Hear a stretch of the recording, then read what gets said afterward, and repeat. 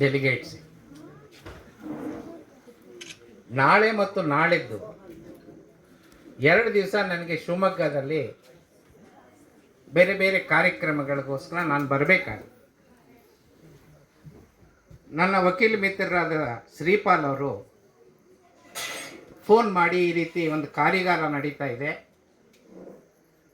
ನೀವು ಅಲ್ಲಿಗೆ ಬರಬೇಕು, ಆ ಕಾರ್ಯಾಗಾರದಲ್ಲಿ ಭಾಗವಹಿಸಬೇಕು.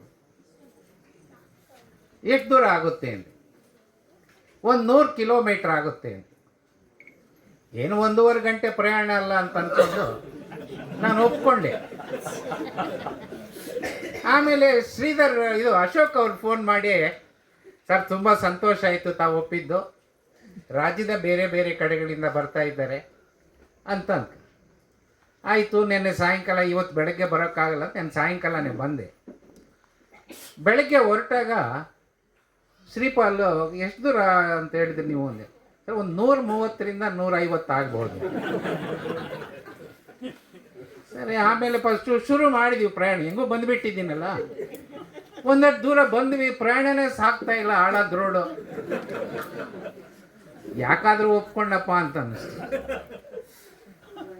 ಈ ಬಾಳೆಹಣ್ಣವ್ರ ಹತ್ರ ಟಿಫನ್ ನಿಲ್ಲಿಸೋಣ ನಿಲ್ಲಿಸಿದ್ರು. ಅದು ಹೋಟ್ಲಲ್ಲ, ಒಂದು ಸಣ್ಣ ಮನೆ. ಇದೇನು ಮನೆ ಹತ್ರ ನಿಲ್ಲಿಸಿದ್ದಾರೆ, ಹೋಟ್ಲಲ್ಲ, ರೆಸಾರ್ಟ್ ಅಲ್ಲ, ಏನೋ ಒಂದು 5 ಸ್ಟಾರ್ ಹೋಟೆಲ್ ಅಲ್ಲ, ಏನಿದು ಅಂತಂದ್ರೆ. ಅದು ಒಳಗಡೆಗೆ ಮೆಟ್ಲು ಹತ್ತಾ ಇದ್ದೀನಿ, ಅದು ಸಾಬ್ರ ಮನೆ. ಈ ಸಾಬ್ರ ಬ್ರೇಕ್ಫಾಸ್ಟ್ ಹೆಂಗಿರುತ್ತೋ ಅಂತ ಇನ್ನೊಂದು ಆತಂಕ ಬಂದ್ಬಿಟ್ಟು ಹೋಗ್ತೀನಿ. ಅಲ್ಲಿ ಇಮ್ತಿಯಾಜ್ ಸುಲ್ತಾನ್, ನನಗೆ ಪರಿಚಯ ಆದಂಥ ಗಾಯಕರಿಗೆಲ್ಲ ಹಾಡು ಹೇಳಿದ್ರಲ್ಲ, ಅವ್ರ ಮನೆ. ಅವ್ರ ಮಿಸ್ಸಸ್ಸು, ನಾನು ಅನೇಕ 4-5 ವರ್ಷನೇ ಆಗಿತ್ತು ಕಡುಬು ತಿಂದು. ನಮ್ಮ ಕಡೆ ಕಡುಬು ಮಾಡಲ್ಲ. ನನಗೆ ಕಡುಬು ಬಡಿಸಿದ್ರು, ಇಡ್ಲಿ ಬಡಿಸಿದ್ರು, ವೆಜಿಟೇಬಲ್ ಪಲಾವು ಎಲ್ಲ ಖುಷಿಯಾಗಿ. ಎಲ್ಲದಕ್ಕಿಂತ ಮುಖ್ಯವಾಗಿ ನೀವೆಲ್ಲ ಹೊಟ್ಟೆ ಊರ್ಕೊಳ್ಳೋಂಥ ಕೋಳಿ ಸಾರು. ಆಗ ನಾನು ಎಲ್ಲ ಡಿಸಪಾಯಿಂಟ್ಮೆಂಟು ಪಕ್ಕಕ್ಕೆ ಹೋಗ್ಬಿಟ್ಟು ಬಂದಿದ್ದಕ್ಕೆ ಸಾರ್ಥಕ ಆಯಿತು ಅಂತೇಳಿ ಆ ಮೇಡಮ್ಗೆ ಅದು ಮತ್ತು ಇಮ್ತಿಯಾಜ್ಗೆ ನಾನು ಧನ್ಯವಾದ ಹೇಳಿ ಇಲ್ಲಿಗೆ ಬಂದಿದ್ದೀನಿ. ಇರಲಿ, ಇವತ್ತು ನಾನು ಈ ಕಂಪೋಸಿಷನ್ ಬಗ್ಗೆ ನನಗೆ ಅಧ್ಯಕ್ಷರಾದ ನೂರ್ ಶ್ರೀಧರ್ ಅವರು ನನಗೆ ವಿವರಿಸಿ ತುಂಬಾ ಖುಷಿ ಆಯಿತು ಮತ್ತು ಹೆಮ್ಮೆನೂ ಆಯಿತು. ನಾನು ಕಳೆದ ಒಂದು 10 ವರ್ಷಗಳಲ್ಲಿ ಈ ಕಾನ್ಸ್ಟಿಟ್ಯೂಷನ್ ಬಗ್ಗೆ ಒಂದು 2000 ಉಪನ್ಯಾಸವನ್ನು ಕೊಟ್ಟಿರ್ಬೋದು. ನಾನು ಒಂದಲ್ಲ ಎರಡಲ್ಲ, ಮೋರ್ ದ್ಯಾನ್ 2000. ಆ ಉಪನ್ಯಾಸನ ನೀಡಬೇಕು ಅನ್ನೋದು ಅಶೋಕ್ ಅವರ ಅಪೇಕ್ಷೆ ಆಗಿದೆ. ಆದರೆ ನಿಮ್ಮನ್ನು ನೋಡಿ ನಾನು ಸ್ವಲ್ಪ ಬದಲಾಯಿಸ್ಕೊಳ್ತಾ ಇದ್ದೆ. ನಾನು ಟ್ರೆಡಿಷನಲ್ ಆಗಿ ಕಳೆದ 10 ವರ್ಷಗಳಲ್ಲಿ ಕಾನ್ಸ್ಟಿಟ್ಯೂಷನ್ ಬಗ್ಗೆ ಏನು ಉಪನ್ಯಾಸ ನೀಡ್ತಿದ್ದೀನೋ ಅದನ್ನು ಸ್ವಲ್ಪ ಭಿನ್ನವಾಗಿ ಹೇಳಬೇಕು ಅಂತ ನಾನು ಆಸೆ ಪಟ್ಟೆ. ಅದಕ್ಕೆ ಕಾರಣ ಭಾಳ ಮುಖ್ಯವಾಗಿ ಡಾಕ್ಟರ್ ವಿಠಲ್ ಹೆಗ್ಡೆಯವರು ನಾನು ಸಮಕಾಲೀನ. ಈ ರಾಜ್ಯದ ಯೂತ್ ಮೂವ್ಮೆಂಟ್ನಲ್ಲಿ ನಾವೆಲ್ಲ ಒಟ್ಟಿಗೆ ಕೆಲಸ ಮಾಡಿದ್ವಿ. ಅಲ್ಲಿಂದ ಇಲ್ಲಿಗೆ ನಮ್ಮ ಜರ್ನಿಯನ್ನು ನಾವು ನೋಡ್ಕೊಂಡು ಬಂದಾಗ ನಾವು ಎಲ್ಲಿ ಪ್ರಾರಂಭ ಮಾಡಿದ್ದೀವಿ, ಇಷ್ಟು ವರ್ಷಗಳ ನಂತರ ನಾವು ಎಲ್ಲಿ ಬಂದು ನಿಂತಿದ್ದೀವಿ ಅನ್ನೋದು ಬಹಳ ಮುಖ್ಯ ಅಂತ ನನಗೆ ಈ ಸಂದರ್ಭದಲ್ಲಿ ಅನಿಸ್ತು. ಹಾಗಾಗಿ ನಿಮ್ಮಂತ ನಂಗೆ ಗೊತ್ತಿದೆ, ನೀವು ಪ್ರತಿಯೊಬ್ಬರು ಒಂದೊಂದು ಫ್ರಂಟ್ ಲೀಡರ್ ಆಗಿ ಕೆಲಸ ಮಾಡ್ತಾ ಇರ್ತಕ್ಕಂಥವ್ರು, ಸಾವಿರಾರು ಜನನ ಸಂಘಟನೆ ಮಾಡ್ತಾ ಇರ್ತಕ್ಕಂಥವ್ರು, ಹೋರಾಟಕ್ಕೆ ಇಳಿಸ್ತಾ ಇರ್ತಕ್ಕಂಥವ್ರು, ಸಮಾಜ ಎದುರಿಸ್ತಾ ಇರ್ತಕ್ಕಂಥ ಗಂಭೀರ ಸಮಸ್ಯೆಗಳ ಬಗ್ಗೆ ನೀವು ಎದುರಾಗಿರೋರು, ಧ್ವನಿ ಎತ್ತಾ ಇರೋರು, ಅನೇಕ ಕಷ್ಟ ಕಾರ್ಪಣ್ಯಗಳನ್ನು ಅನುಭವಿಸ್ತಾ ಇರೋರು, ಫೀಲ್ಡಲ್ಲಿ ಸಮಸ್ಯೆಗಳನ್ನು ಮತ್ತು ಸವಾಲುಗಳನ್ನು ಎದುರಿಸ್ತಾ ಇರೋರು. ನಿಮ್ಮ ಜೊತೆ ಒಂದಷ್ಟು ಬೇರೆ ವಿಚಾರಗಳನ್ನು ನಾನು ಈ ಹಿಂದೆ ಈ ವಿಚಾರಗಳನ್ನು ಬೇರೆ ಯಾವ ವೇದಿಕೆಯಲ್ಲೂ ಹಂಚ್ಕೊಂಡಿದ್ದೆ. ಅದಕ್ಕೆ ಸಾಕ್ಷಿ ಇಬ್ಬರಿದ್ದಾರೆ ಈ ಕಾರ್ಯಕ್ರಮದಲ್ಲಿ. ಒಂದು ಶ್ರೀಪಾಲ್ ಅವರು, ಮತ್ತೊಂದು ರಾಜಶೇಖರ್ ಕಿಗ್ಗ ಅವರು. ಅವ್ರು ಕಳೆದ 10 ವರ್ಷಗಳಿಂದ ನನ್ನ ಜೊತೆಯಲ್ಲಿ ಕೆಲಸ ಮಾಡ್ತಾರೆ. ಅವ್ರಿಗೂ ಈ ವಿಚಾರಗಳು ಹೊಸದು ಅಂತ ಆಗ್ಬೋದು. ನಾವೊಂದು ಹಳ್ಳಿಯಲ್ಲಿ ಹುಟ್ಟಿದವು. ನಮ್ಮ ಅಜ್ಜಿ ಜೊತೆ ನಾವು ಸಂತೆಗೆ ಹೋಗ್ತೀವಿ. ಆವಾಗ ಏನು ಅಂತಂದರೆ, ನಾವು ಸಂತೆಗೆ ಹೋಗ್ಬೇಕಾದ್ರೆ ನಮ್ಮ ಅಜ್ಜಿ ಒಂದು 2 ಮಕ್ಳಿ, ನಾನೊಂದು 2 ಮಕ್ಳಿ ತಲೆ ಮೇಲೆ ಇಟ್ಕೊಂಡು ಸಂತೆಗೆ ಹೋಗಿ ತರಕಾರಿ ಮಾಡಿ, ಹಣ್ಣು ಮಾರಿ, ನಮ್ಮ ಮನೆಗೆ ಬೇಕಾದಂಥ ಮೆಣಸು, ಏಲಕ್ಕಿ, ಜೀರಿಗೆ, ಚಕ್ಕೆ, ಲವಂಗ, ಪಾತ್ರೆ ಇಂಥವೆಲ್ಲ ಕೊಂಡ್ಕೊಂಬರ್ತೀವಿ. ಅಲ್ಲಿಂದ ಸ್ವಲ್ಪ ದಿವಸಕ್ಕೆ ಏನಾಯಿತು ಅಂತಂದರೆ, ನೀವು ಸಂತೆಗೆ ಯಾಕ್ರಿ ಹೋಗಿ ಮಾರ್ತೀರಾ, ನಿಮ್ಮ ತೋಟದ ಹತ್ರ ನಾವು ಕೊಂಡ್ಕೊಳ್ತೀವಿ ಅಂತ ಬಂದು ಕೊಂಡ್ಕೊಂಡು ಹೋಗು. ದುಡ್ಡು ಕಿಸೆಯಲ್ಲಿ ಇದ್ದಿದ್ದರಿಂದ ನಮ್ಗೆ ಬೇಕಾದಾಗ ಅಂಗಡಿಗೆ ಹೋಗಿ ಬಟ್ಟೆನೋ, ಪಾತ್ರೆನೋ, ದಿನಸಿನೋ ಏನು ಬೇಕಾದ್ರೆ ನಾವು ಕೊಂಡ್ಕೊಳ್ತೀವಿ. ಆಮೇಲೆ ಬೆಂಗಳೂರಿಗೆ ಬಂದು ಆ ಅಂಗಡಿನಲ್ಲಿ ಬಟ್ಟೆ, ಈ ಅಂಗಡಿನಲ್ಲಿ ಪಾತ್ರೆ, ಈ ಅಂಗಡಿನಲ್ಲಿ ದಿನಸಿ, ಈ ಅಂಗಡಿನಲ್ಲಿ ಮತ್ತೊಂದು, ಈ ರೀತಿ ಕೊಂಡ್ಕೊಳ್ತಾರೆ. ಆಮೇಲೆ ಇನ್ನೊಂದು ಕಾಲ ಬಂತು. ಏನು ಅಂತದೆ, ಎಲ್ಲ ಕಡೆ ಅಂಗಡಿಗೆ ಯಾಕ್ರಿ ಹೋಗ್ತೀರಾ, ನಮ್ಮ ಮಾಲ್ಗೆ ಬಂದ್ಬಿಡಿ. ನಿಮ್ಮ ಮಾಲ್ನಲ್ಲಿ ಹೋಟೆಲ್ಲು ಇದೆ, ಸಿನಿಮಾ ಥಿಯೇಟ್ರು ಇದೆ, ಬಟ್ಟೆ ಅಂಗಡಿ ಇದೆ, ಪಾತ್ರೆ ಅಂಗಡಿ ಇದೆ, ಮೀನು ಮಾಂಸನೂ ಮಾರ್ತಾರೆ. ಎಲ್ಲ ಒಂದೇ ಶೆಲ್ಟರ್ ಕಡೆ ನಿಮಗೆಲ್ಲ ಸಿಗುತ್ತೆ.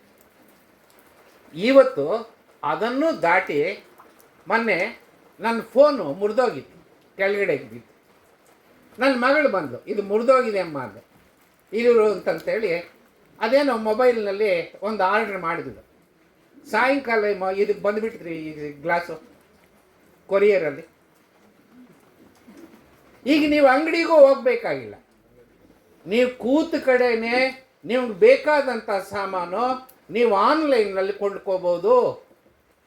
ಬಟ್ಟೆ ಕೊಂಡ್ಕೋಬೋದು, ಚಪ್ಪಲಿ ಕೊಂಡ್ಕೋಬೋದು, ಮೊಸರನ್ನ ತರಿಸ್ಕೋಬೋದ್ರಿ,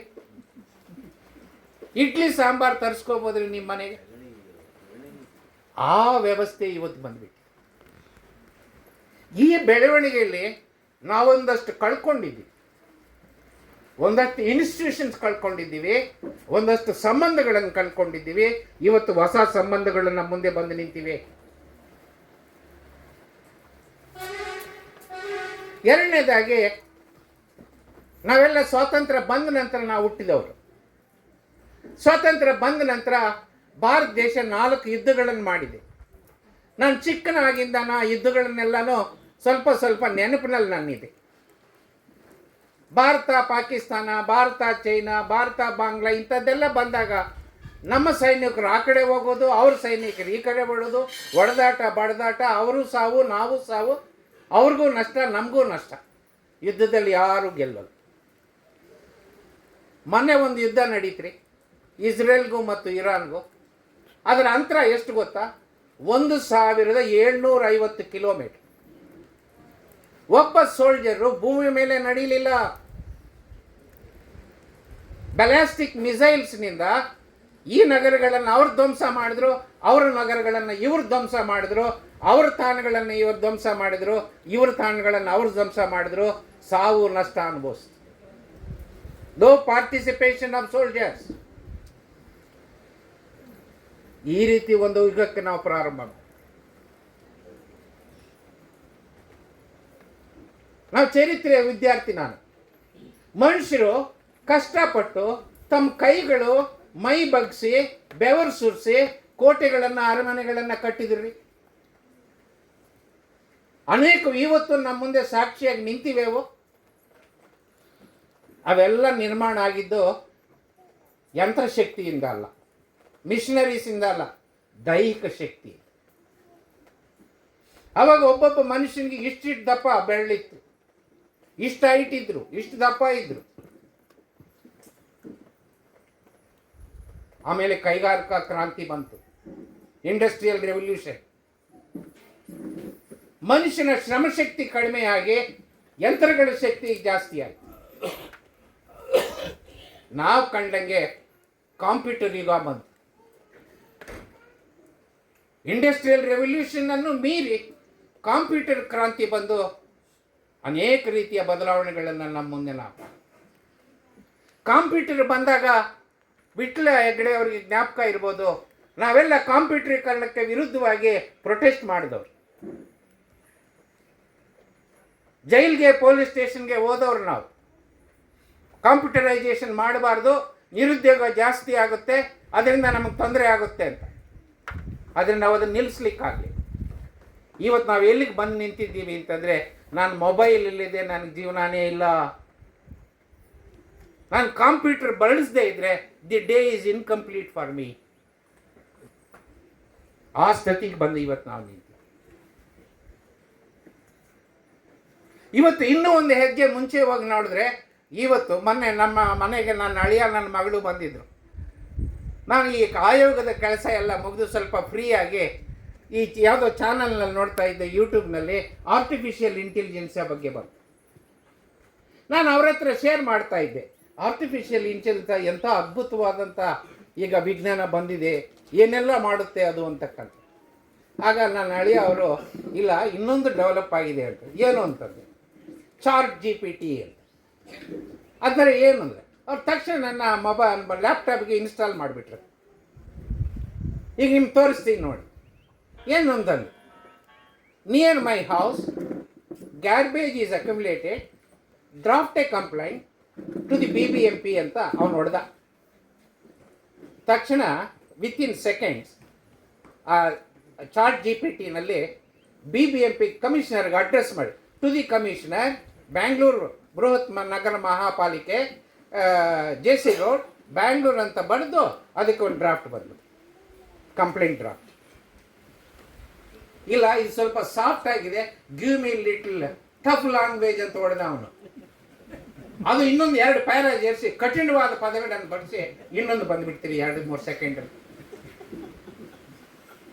ಇನ್ನು ಮುಂದಕ್ಕೆ ಸಾಹಿತಿಗಳ ಕೆಲಸ ಇದೆಯಾ, ಲಾಯರ್ಗಳ ಕೆಲಸ ಇದೆಯಾ, ಡಾಕ್ಟರ್ಗಳ ಕೆಲಸ ಇದೆಯಾ?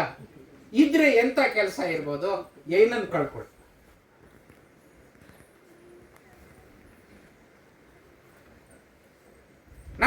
ನಾನು ತೆಲುಗು ಯೂಟ್ಯೂಬ್ನಲ್ಲಿ ಒಂದು ನೋಡ್ತಾ ಇದ್ದೆ. ಅದರಲ್ಲಿ ಒಬ್ಬ ಹೈದರಾಬಾದ್ನಿಂದ ಟೆಕ್ನಾಲಜಿಸ್ಟು ಅಮೇರಿಕಾಗೆ ಹೋಗಿ 22 ವರ್ಷ ಅಲ್ಲಿ ಕೆಲಸ ಮಾಡಿ ಅಲ್ಲಿ ಸಿಟಿಸನ್ಶಿಪ್ ತಗೊಂಡಿದ್ದಾನೆ. ಹೈದರಾಬಾದ್ಗೆ ಬಂದಿದ್ದಾನೆ ವೆಕೇಷನ್ನಲ್ಲಿ. ಅದ್ಯಾವುದೋ ಪ್ರೈವೇಟ್ TVನವರು ಅವನನ್ನು ಇಂಟ್ರ್ಯೂ ಮಾಡಿದ್ದಾರೆ. ಆ ಇಂಟ್ರ್ಯೂ ನಂಗೆ ತೆಲುಗು ಬರೋದರಿಂದ ಅದನ್ನು ನಾನು ನೋಡ್ತಾ ಇದ್ದೆ.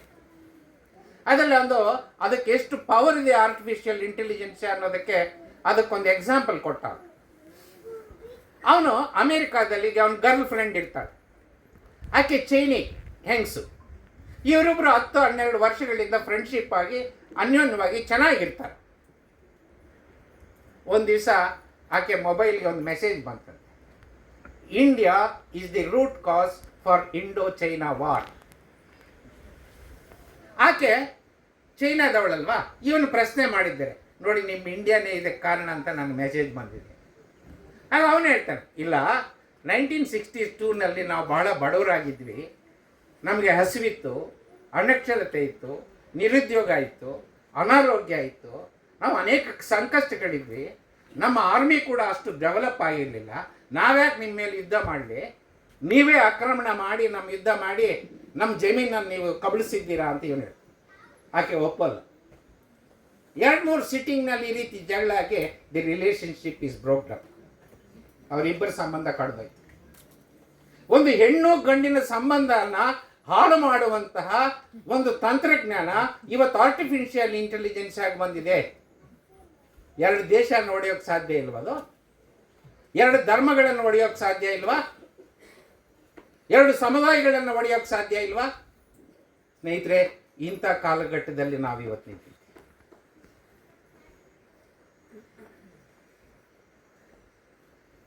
ಈ ಪುಸ್ತಕದಲ್ಲೂ ನಾನು ಬರೆದಿದ್ದೆ, ಮಾನವ ಇತಿಹಾಸ ಕೆಲವು ಪರಿಚ್ಛೇದಗಳನ್ನು ದಾಟಿ ಇಲ್ಲಿಗೆ ಬಂದು ನಾವು ನಿಂತಿದ್ವಿ. ಅದರಲ್ಲಿ ಇತಿಹಾಸಕಾರರು 5 ಪರಿಚ್ಛೇದಗಳನ್ನು ಗುರುತಿಸ್ತಾರೆ. ಒಂದನೆಯದು ಪ್ರಾಚೀನ ಸಮುದಾಯ ಸಮಾಜ, ಪ್ರಿಮಿಟಿವ್ ಕಮ್ಯೂನ್ ಸಿಸ್ಟಮ್. ಆ ಸಿಸ್ಟಮ್ನಲ್ಲಿ ಮನುಷ್ಯ ಅಲೆಮಾರಿಯಾಗಿ ಜೀವನ ಮಾಡ್ತಾ ಇರ್ತಾನೆ.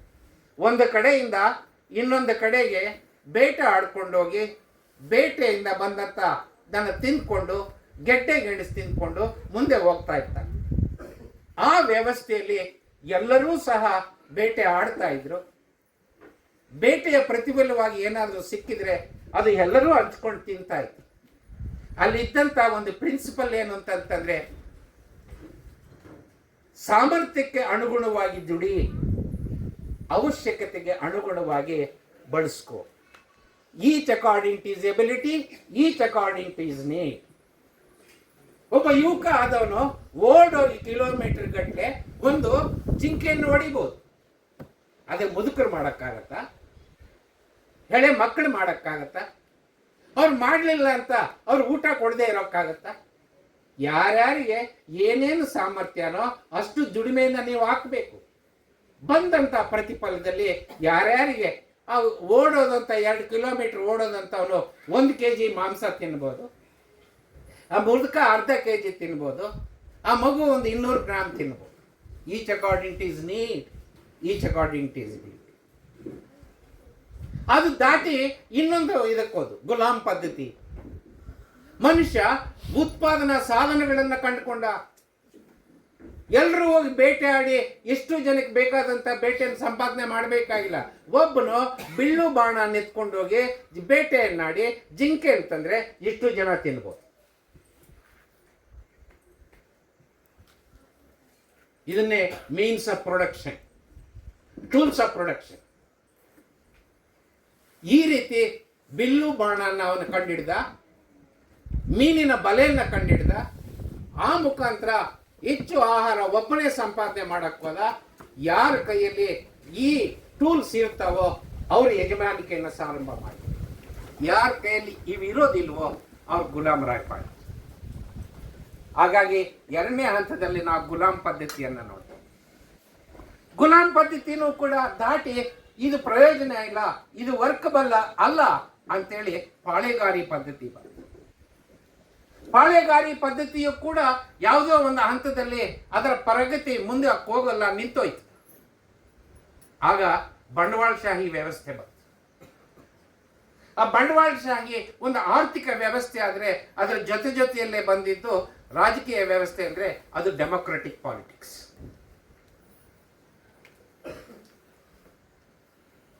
ಈ ಡೆಮೊಕ್ರೆಟಿಕ್ ಪಾಲಿಟಿಕ್ಸ್ ಅಸ್ತಿತ್ವದಲ್ಲಿದ್ದಾಗೆ ಜಗತ್ತಿನ ಮತ್ತೊಂದು ಕಡೆ ನಾವು ಕಾಣಿದ್ದೇನಂತಂದ್ರೆ ಸಮಾಜವಾದಿ ಬಣ,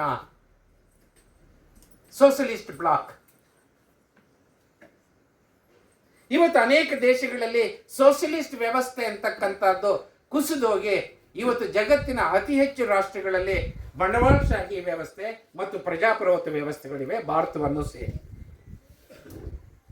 ಆದ್ರೆ ಇವತ್ತಿನ ಪರಿಸ್ಥಿತಿ ಏನಾಗಿದೆ ಅಂತಂದ್ರೆ ಜಗತ್ತಿನ ಯಾವುದೇ ಪ್ರಜಾಪ್ರಭುತ್ವ ಅಸ್ಥಿರದಲ್ಲಿಲ್ಲ, ಸ್ಟೇಬಲ್ ಆಗಿಲ್ಲ. ಯಾವುದೇ ಬಂಡವಾಳಶಾಹಿ ವ್ಯವಸ್ಥೆ ಸ್ಟೇಬಲ್ ಆಗಿಲ್ಲ.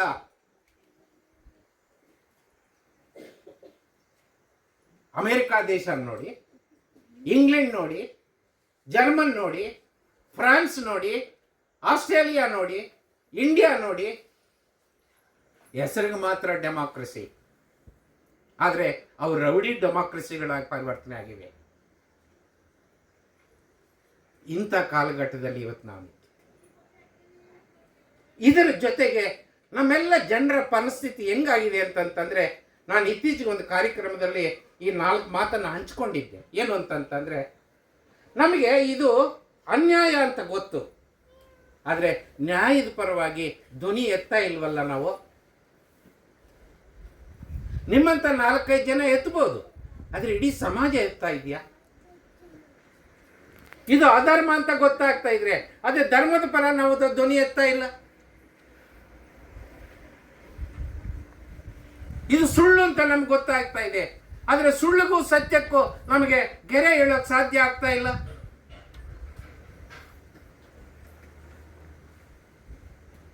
ಈ ರೀತಿ ಒಂದು ರೀತಿಯ ಜನರ ಮನಸ್ಥಿತಿ ಈ ಕಾಲಘಟ್ಟ. ಡಾಕ್ಟರ್ ವಿಟ್ಲೆ ಹೆಗ್ಡೆ ಅವರು ಹೇಳ್ತಾ ಇದ್ರು ಬೆಳಗ್ಗೆ, ಕಾಡು ಉಳಿಸ್ಬೇಕು ನಿಜ, ಆದರೆ ಕಾಡಿನಲ್ಲಿ ಮನುಷ್ಯರು ಇದ್ದಾರಲ್ಲ, ಮನುಷ್ಯರು ಕೊಲೆ ಮಾಡಿಬಿಟ್ಟು ಮನುಷ್ಯನ ಸಾಯಿಸಿಬಿಟ್ಟು ನಾವು ಕಾಡನ್ನು ಉಳಿಸೋಣವೆ? ಕಾಡನ್ನು ಉಳಿಸ್ಕೊಂಡು ಆ ಮನುಷ್ಯರನ್ನು ಜೀವಂತವಾಗಿ ನಮ್ಮೊಟ್ಟಿಗೆ ನಮಗೆ ಸಮಾನರಂತೆ ಉಳಿಸ್ಕೊಂಡು ಹೋಗುವಂತ ಒಂದು ಚಿಂತನೆ ನಮಗೆ ಬೇಡವಾ?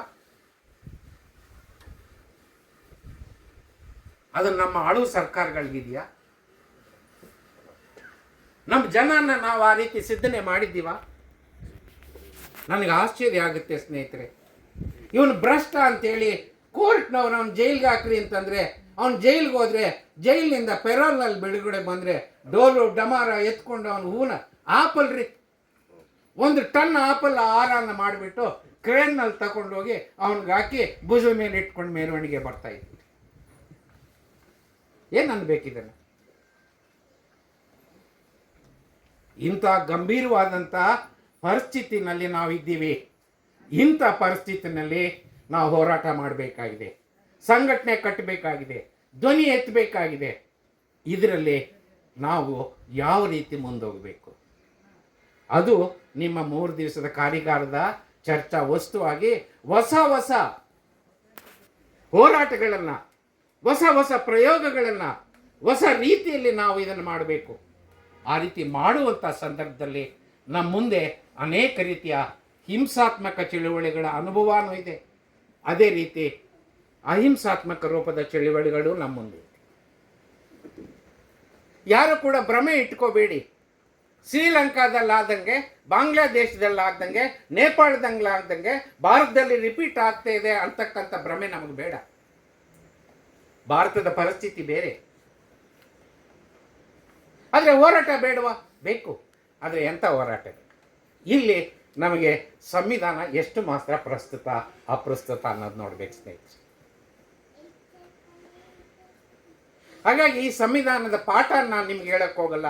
ಆದರೆ ಒಂದು 3-4 ವಿಚಾರಗಳನ್ನ ನಿಮ್ಮ ಗಮನಕ್ಕೆ ತಂದು ನೀವು 2-3 ದಿವಸ ಇಲ್ಲಿರ್ತೀರಲ್ಲ, ಅದರ ಬಗ್ಗೆ ನೀವು ಚರ್ಚೆ ಮಾಡಿ. ಜಗತ್ತಿನ ಎಲ್ಲ ಸ್ವತಂತ್ರ ದೇಶಗಳು ಗಣರಾಜ್ಯಗಳಲ್ಲ. ಆದರೆ ಎಲ್ಲ ಗಣರಾಜ್ಯಗಳು ಸ್ವತಂತ್ರ ದೇಶಗಳು. All independent states are not republics, but all republics are independent states. ಹಂಗಿದ್ರೆ ಒಂದು ಸ್ವತಂತ್ರವಾದಂಥ ದೇಶ ಒಂದು ಗಣರಾಜ್ಯ ಯಾವಾಗ ಆಗುತ್ತೆ? ಒಂದು ಸ್ವತಂತ್ರವಾದಂಥ ದೇಶ ಲಿಖಿತ ಸಂವಿಧಾನವನ್ನು ಒಪ್ಪಿ ಅನುಷ್ಠಾನಕ್ಕೆ ತಂದು ಆಡಳಿತನ ಮುಂದುವರಿಸ್ತೋ ಅಂಥ ದೇಶನ ನಾವು ಗಣರಾಜ್ಯ ಅಂತ ಕರಿತೀವಿ. 1947ರಲ್ಲಿ ಭಾರತಕ್ಕೆ ಸ್ವಾತಂತ್ರ್ಯ ಬಂತು. 1950ರಲ್ಲಿ ಜಗತ್ತಿನ ಅತಿ ದೊಡ್ಡ ಲಿಖಿತ ಸಂವಿಧಾನವನ್ನು ಒಪ್ಪಿ ಜಾರಿಗೆ ತರೋದ್ರ ಮುಖಾಂತರ ಭಾರತ ಗಣರಾಜ್ಯ ಆಗಿದೆ.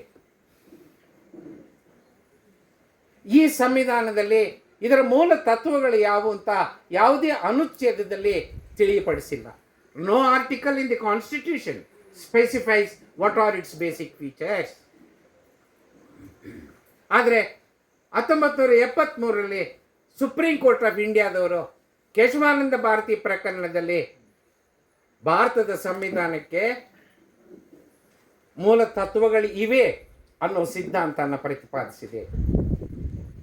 ಅದರಲ್ಲಿ ಕೆಲವನ್ನ ಪಟ್ಟಿ ಮಾಡಿ ಆ ಸಿದ್ಧಾಂತಗಳು ಯಾವುವು ಅಂತ ಆ ತೀರ್ಪಿನಲ್ಲಿ ಆ ನಂತರ ಬಂದಂಥ ಅನೇಕ ತೀರ್ಪುಗಳಲ್ಲಿ ಆ ಪಟ್ಟಿನ ಬೆಳೆಸ್ತಾ ಹೋಗಿ. ಹಾಗಾಗಿ ಭಾರತದ ಸಂವಿಧಾನದ ಮೂಲ ತತ್ವಗಳೊಂದೇ ಭಾರತ ಪ್ರಜಾಪ್ರಭುತ್ವ, ಜಾತ್ಯತೀತ, ಸಾಮಾಜಿಕ ನ್ಯಾಯ, ಬಹುತ್ವ, ಕಲ್ಯಾಣ ರಾಜ್ಯ, ಫೆಡರಲ್ ವ್ಯವಸ್ಥೆ, ಫಂಡಮೆಂಟಲ್ ರೈಟ್ಸ್, ಫಂಡಮೆಂಟಲ್ ಡ್ಯೂಟೀಸ್, ಇವೆಲ್ಲವೂ ಭಾರತ ಸಂವಿಧಾನದ ಮೂಲ ತತ್ವಗಳು. ಆ ಜಡ್ಜ್ಮೆಂಟ್ನಲ್ಲಿ ಇನ್ನೂ ಒಂದೇ ಮುಂದೆ ಹೋಗಿ ಅವ್ರು ಹೇಳ್ತಾರೆ, ಸುಪ್ರೀಂ ಕೋರ್ಟ್ನವರು, the basic features of the Indian constitution are untouchable and unamendable. Bharata ದೇಶದ ಸಂವಿಧಾನದ ಮೂಲ ತತ್ವಗಳು ಯಾರೂ ಕೂಡ ಮುಟ್ಟೋಂಗೂ ಇಲ್ಲ, ತಿದ್ದುಪಡಿ ಮಾಡೋಂಗೂ ಇಲ್ಲ. ಹಾಗಾಗಿ ಭಾರತ ದೇಶದಲ್ಲಿ ನಾವು ಈ ಪಾಳೆಗಾರಿ ಪದ್ಧತಿಯನ್ನು ಕೊನೆಗಾಣಿಸಿ ಪ್ರಜಾಪ್ರಭುತ್ವವನ್ನು ಸ್ಥಾಪಿಸಿದ್ದೀವಿ, ಪ್ರಜಾಪ್ರಭುತ್ವ ಸಂಸ್ಥೆಗಳನ್ನು ಸ್ಥಾಪಿಸಿದ್ದೀವಿ. ಪ್ರಜಾಪ್ರಭುತ್ವ ಹಕ್ಕುಗಳನ್ನು ಕೊಟ್ಟಿದ್ದೀವಿ, ಪ್ರಜಾಪ್ರಭುತ್ವ ಸುಧಾರಣೆಗಳನ್ನು ನಾವು ನೀಡಿದ್ದೀವಿ. ಭಾರತ ದೇಶದಲ್ಲಿ ಅನೇಕ ಧರ್ಮದ ಜಾತಿಯ ಜನರಿದ್ದಾರೆ. ಕಳೆದ ವಾರ ಒಂದು ಉಪನ್ಯಾಸದಲ್ಲಿ ಹೇಳ್ತೇನೆ, ಭಾರತ ದೇಶದಲ್ಲಿ 4635 ಜಾತಿಗಳು ಉಪಜಾತಿಗಳಿವೆ ಅಂತ ಕೇಂದ್ರ ಸರ್ಕಾರದ ಅಧ್ಯಯನ ತಿಳಿಸಿದೆ. 4635 ಕ್ಯಾಸ್ಟ್ ಅಂಡ್ ಸಬ್ ಕ್ಯಾಸ್ಟ್.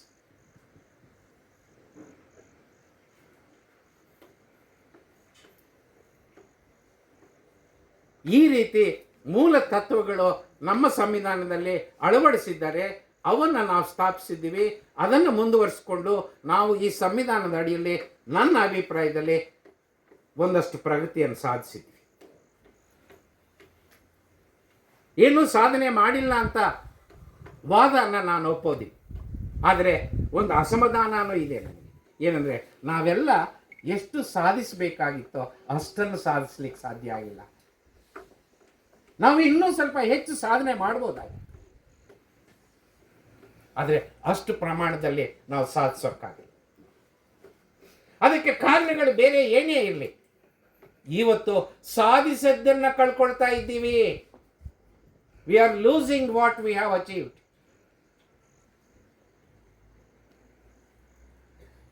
ಸಂವಿಧಾನ ಇದೆ, ಎಲ್ಲ ರಾಜಕೀಯ ಪಕ್ಷಗಳು ಸಂವಿಧಾನಕ್ಕೆ ನಮಸ್ಕಾರ ಅಂತಾರೆ, ಸಂವಿಧಾನದ ಮೇಲೆ ಪ್ರಮಾಣ ಮಾಡ್ತಾರೆ, ಅಂಬೇಡ್ಕರ್ ಪ್ರತಿಮೆಗೆ ಮಾಲೆ ಹಾಕ್ತಾರೆ, ಮಹಾತ್ಮ ಗಾಂಧಿ ಪ್ರತಿಮೆಗೆ ಮಾಲೆ ಹಾಕ್ತಾರೆ. ವಾಪಸ್ ಹೋಗ್ತಾ ಈ ಮೂಲ ತತ್ವಗಳಿಗೆ ಚೂರಿ ಆಗ್ತಾ ಇದೆ.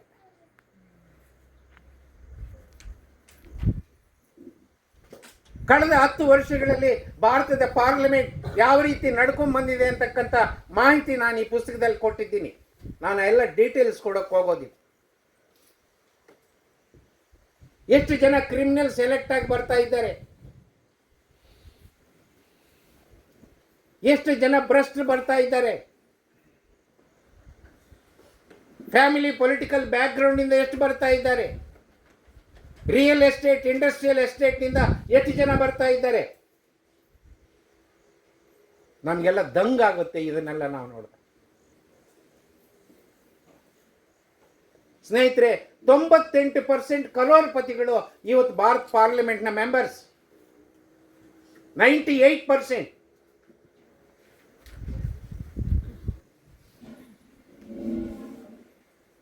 ಜನರಿಗೆ ಬೇಕಾದಂಥ ವಿಚಾರಗಳು ಚರ್ಚೆ ಆಗ್ತಾ ಇಲ್ಲ ಅಲ್ಲಿ.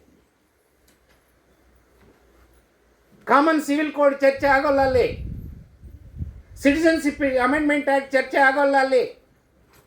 EWS ಚರ್ಚೆ ಆಗೋಲ್ಲ ಅಲ್ಲಿ. ರೈತರಿಗೆ ಸಂಬಂಧಪಟ್ಟಂತ ಕೃಷಿ ಕಾಯ್ದೆಗಳು ಯಾಕೆ ತರ್ತಾ ಇದ್ದೀವಿ ಅಂತ ಚರ್ಚೆ ಆಗಲಿಲ್ಲ, ಯಾಕೆ ಹಿಂಪಡೆದ್ವಿ ಅಂತ ಚರ್ಚೆ ಆಗಲಿಲ್ಲ. ಪ್ರತಿ ದಿವಸ ಗಲಾಟೆ, ಕೂಗಾಟ, ಕಿರಿಚಾಟ, ಒಡೆದಾಟ, ಬಡದಾಟ. ಯಾರು ದುಡ್ಡು? ನೀವು ನಾವು ಕಟ್ಟುವ ಟ್ಯಾಕ್ಸ್ ಮನಿ. ಅದನ್ನೇ ನಾನು ಹೇಳಿದ್ದು, we are losing what we have achieved. ಕಳೆದ 75 ವರ್ಷಗಳಲ್ಲಿ ಭಾರತದ ಸಂವಿಧಾನ ಕೊಟ್ಟಿರ್ತಕ್ಕಂಥ ಮೂಲಭೂತ ಹಕ್ಕುಗಳನ್ನು ನಾವು ಅನುಭವಿಸ್ಕೊಂಡು ಬಂದು, right to speech and expression, right to religion, right to travel, right to assemble, ಈ ರೀತಿ ಅನೇಕ ಹಕ್ಕುಗಳನ್ನು ನಾವು ಅರಿಸ್ಕೊಂಡು ಇವತ್ತು ಸರ್ಕಾರನ ಟೀಕೆ ಮಾಡೋಂಗಿಲ್ಲ, ವಿಮರ್ಶೆ ಮಾಡೋಂಗಿಲ್ಲ, ಪ್ರಶ್ನೆ ಮಾಡೋಂಗಿಲ್ಲ. ಆ ರೀತಿ ನೀವೇನಾದರೂ ಮಾಡಿದ್ರೆ ನೀವು ಅರ್ಬನ್ ಎಕ್ಸಲ್ ಅಂತೇಳಿ ನಿಮ್ಮನ್ನು ಜೈಲಿಗೆ ಹಾಕ್ತಾರೆ. ಸಾಲದು ಅಂತೇಳಿ ಎನ್ಕೌಂಟರ್ನಲ್ಲಿ ಸಾರಿಸ್ತಾರೆ. ಅದನ್ನೇ ನಾನು ಹೇಳಿದ್ದು, we are losing what we are. ಈ ದೇಶದಲ್ಲಿ ಅನೇಕ ಧರ್ಮದ, ಅನೇಕ ಜಾತಿಯ ಜನ ನಾವೆಲ್ಲ ಒಟ್ಟಿಗೆ ಈ ದೇಶದಲ್ಲಿ ಬಾಳಿದ್ದೀವಿ. ಒಬ್ಬರ ಬದುಕಿನ ಹೋರಾಟದಲ್ಲಿ ಮತ್ತೊಬ್ಬರು ಭಾಗವಹಿಸಿದ್ದಾರೆ. ನಾವೆಲ್ಲ ಒಟ್ಟಿಗೆ ದೇಶವನ್ನು ಕಟ್ಟಿದ್ದೀವಿ. ನಾವೆಲ್ಲ ಒಟ್ಟಿಗೆ ಭುಜಕ್ಕೆ ಭುಜ ಕೊಟ್ಟು ಬ್ರಿಟಿಷ್ ಸಾಮ್ರಾಜ್ಯಶಾಹಿ ವಿರುದ್ಧ ಹೋರಾಟ ಮಾಡಿದ್ವಿ. ಈ ಹೋರಾಟದಲ್ಲಿ ಕೇವಲ ಹಿಂದೂಗಳ ರಕ್ತ ಮಾತ್ರ ಅಲ್ಲ, ಮುಸಲ್ಮಾನರ, ಕ್ರೈಸ್ತರ, ಸಿಖ್ಖರ, ಬೌದ್ಧರ, ಎಲ್ಲ ಜಾತಿಯ ಧರ್ಮದ ಜನರ ರಕ್ತ ಹರಿದಿದೆ. ಆದರೆ ಇವತ್ತು ಧರ್ಮದ ನಡುವೆ, ಜಾತಿಯ ನಡುವೆ ನಾವು ಒಡೆದು ಬಿಸಾಕಿ ಅವ್ರ ತಲೆಯಲ್ಲಿ ಒಂದು ಪಾಯ್ಸನ್ ಅನ್ನು ಬಿತ್ತಿದ್ದೀವಿ, ಗೋಡೆಗಳನ್ನು ನಿರ್ಮಾಣ ಮಾಡಿದ್ದೀವಿ. ನೀನು ಟೋಪಿ ಇಟ್ಕೊಂಡ್ರೆ ನನಗಾಗಲ್ಲ, ನೀನು ಗಡ್ಡ ಇಟ್ಟರೆ ನನಗಾಗಲ್ಲ, ನೀನು ಮೂರ್ನಾಮ ಇಟ್ಕೊಂಡ್ರೆ ನನಗಾಗಲ್ಲ, ನೀನು ಊಟ ಕಂಡ್ರೆ ನನಗಾಗಲ್ಲ, ನೀನು ಭಾಷೆ ಕಂಡ್ರೆ ನನಗಾಗಲ್ಲ. Intolerance is rampant.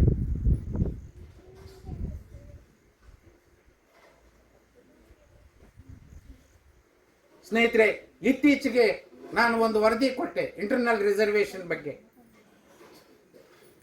ಆದರೆ ಆ ಇಂಟರ್ನಲ್ ರಿಸರ್ವೇಷನ್ ವರದಿಯನ್ನ ಮಸಿ ಬಳಿದ್ರು. ಯಾರು ಮಸಿ ಬಳಿದಿದ್ದಂದ್ರೆ, ನಾವು ಸಾಮಾಜಿಕ ನ್ಯಾಯದ ಪ್ರತಿಪಾದಕರು, ಹರಿಕಾರರು ಅಂತ ಬೊಳೆ ಹೊಡೆಯೋರಿ, ಸಂವಿಧಾನಿಗೆ ನಮಸ್ಕಾರ ಮಾಡೋರ್ರಿ, ಅಂಬೇಡ್ಕರ್ ಪ್ರತಿಮೆಗೆ ಮಾಲೆ ಹಾಕೋರ್ರಿ. This is the situation.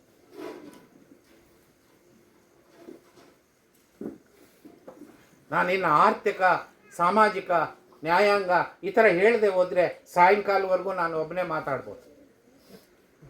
ಆದರೆ ಒಟ್ಟಾರೆ ಇವತ್ತಿನ ಪರಿಸ್ಥಿತಿನಲ್ಲಿ ಈ ಸಂವಿಧಾನ ಇಷ್ಟೆಲ್ಲ ಅನಾಹುತಗಳು ನಮ್ಮ ಮುಂದೆ ನಡೀತಾ ಇದ್ರೂ ಕೂಡ, what is alternative before us my friends?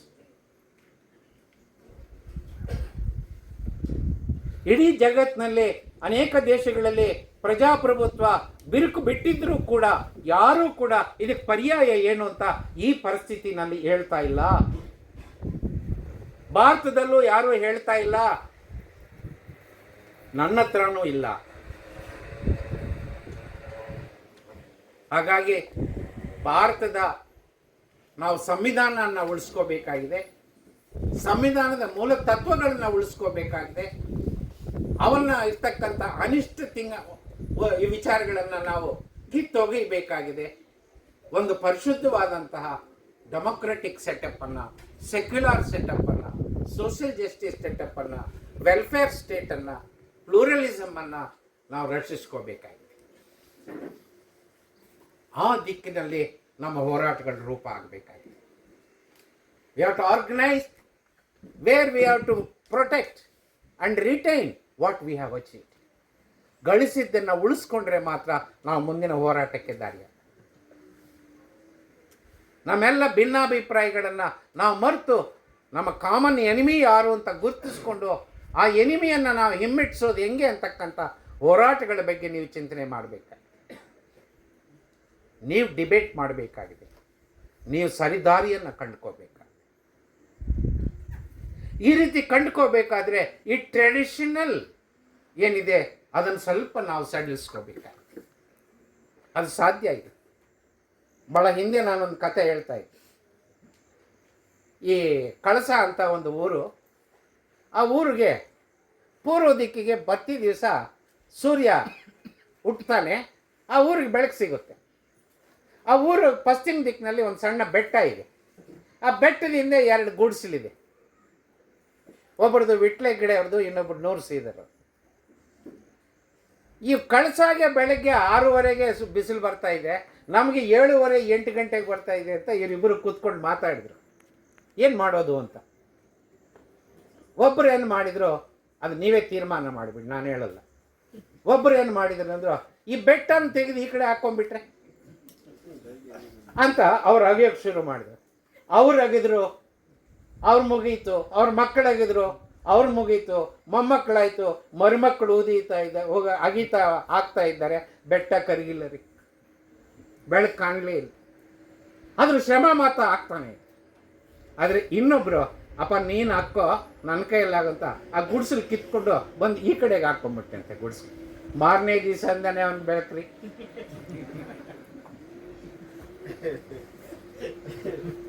ಇಲ್ಲೆಲ್ಲೋ ನಾವು ಈ ದಾರಿಯನ್ನು ನೋಡ್ಕೋಬೇಕಾಯ್ತು.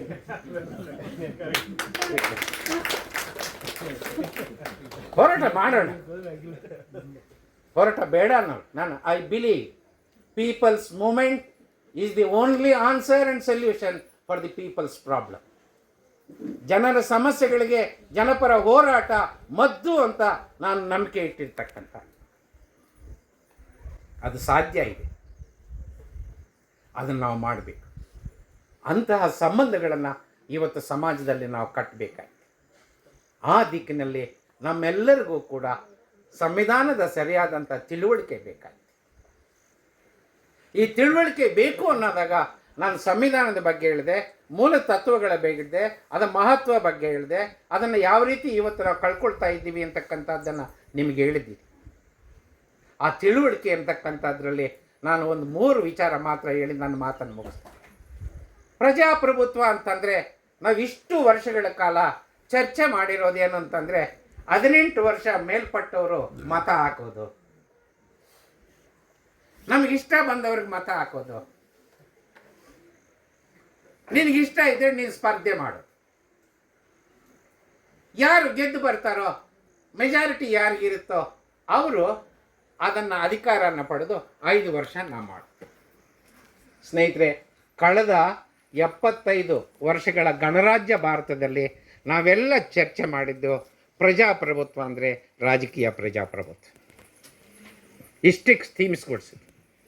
ಆದರೆ according to me, democracy under the Indian constitution means and includes political democracy, economic democracy and social democracy.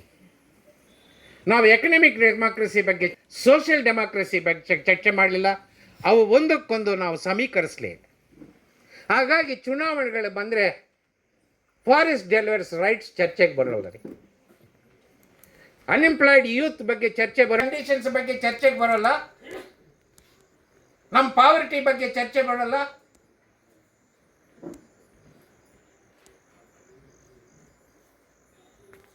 ಭಾವೋದ್ವೇಗ ವಿಷಯಗಳು